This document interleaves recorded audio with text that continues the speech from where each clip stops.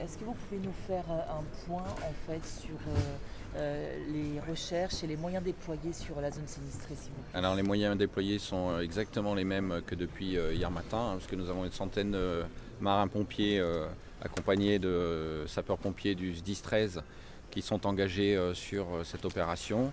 Donc comme nous l'indiquions, les moyens sont des moyens principalement de recherche, de déblaiement, de sauvetage des personnes ensevelies. Nous avons également bien évidemment des moyens engagés sur la lutte contre l'incendie qui est aujourd'hui pour objectif principal de contenir les fumées qui continuent de sortir des décombres et de permettre l'engagement des moyens de déblaiement de sauvetage. Nous avons des équipes cynotechniques qui au fil du temps se sont engagées de plus en plus fréquemment et fortement, puisque nous avons réussi cette nuit à contenir l'incendie qui pour autant n'est pas éteint. Nous avons toujours des fumées, nous avons toujours des matières en combustion sous les gravats, et au fur et à mesure où nous dégageons des gravats, bien évidemment, ces combustions reprennent, puis nous les remaîtrisons et puis elles reprennent. Donc on a une permanence de cette difficulté-là, ainsi que de la difficulté, comme l'indiquait Monsieur le maire de Marseille tout à l'heure, des bâtiments qui risquent de s'effondrer.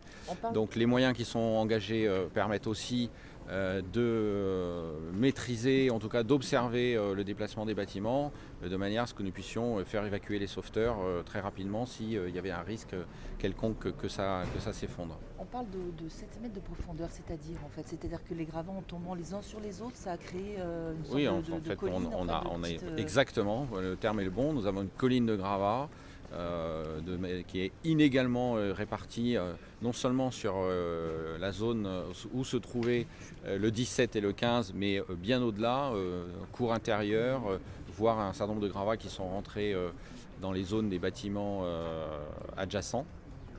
Et donc tout ceci doit être petit à petit, je dirais, creusé, évacué. Et donc nous attaquons principalement les zones où nous pensons pouvoir trouver des personnes ensevelies, vivantes. En tout cas, c'est notre priorité dans ce travail. Il y a des poches de survie encore, vous avez de l'espoir. Alors, je ne sais pas si on peut parler aujourd'hui de poche, mais en tout cas, on peut avoir l'espoir toujours de trouver des personnes ensevelies qui seraient encore en vie. Et vous êtes toujours pierre par pierre, comme disait Monsieur le maire? Oui, alors nous travaillons avec une double technique, c'est-à-dire que nous allons explorer d'abord avec nos spécialistes les zones de gravats. Si nous identifions que dans cette zone il ne se trouve personne, ou en tout cas que nous n'avons pas de signe qu'il y ait de personne, dans ce cas-là nous utilisons des moyens mécaniques avec notamment une pelle mécanique, ce qui nous permet d'accélérer le dégagement des gravats, ce qui est absolument indispensable pour gagner la bataille du temps. Et dès que nous avons fait une partie de ce travail et que nous rentrons dans une zone où nous sommes susceptibles de trouver quelque chose, là les équipes spécialisées avec les chiens font une exploration et nous reprenons le travail à la main. Alors justement, quels sont les moyens techniques qui sont mis en place? Vous avez parlé de robots, de drones. Alors nous n'avons pas de robots au sol, mais nous utilisons effectivement les drones de manière à analyser la zone. Et puis après, les moyens techniques sont principalement l'expérience, la connaissance et l'entraînement des sauveteurs et des chiens qui évaluent la manière dont il faut procéder, la manière dont il faut progresser dans les gravats.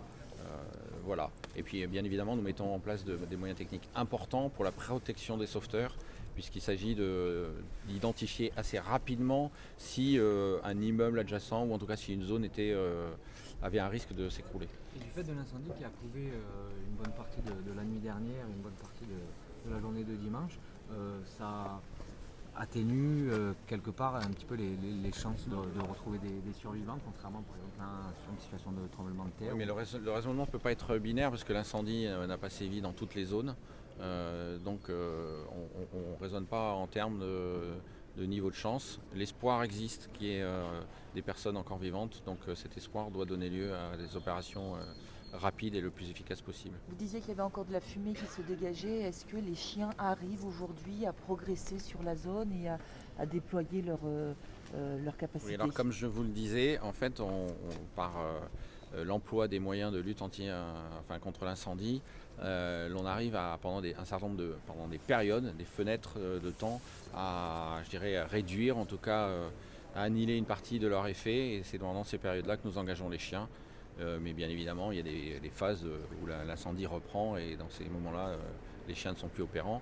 Mais nous avons du temps, nous avons des périodes pendant lesquelles les chiens sont en action et sont efficaces. Ça peut durer combien de temps? Ça peut durer très longtemps, ça peut durer plusieurs jours.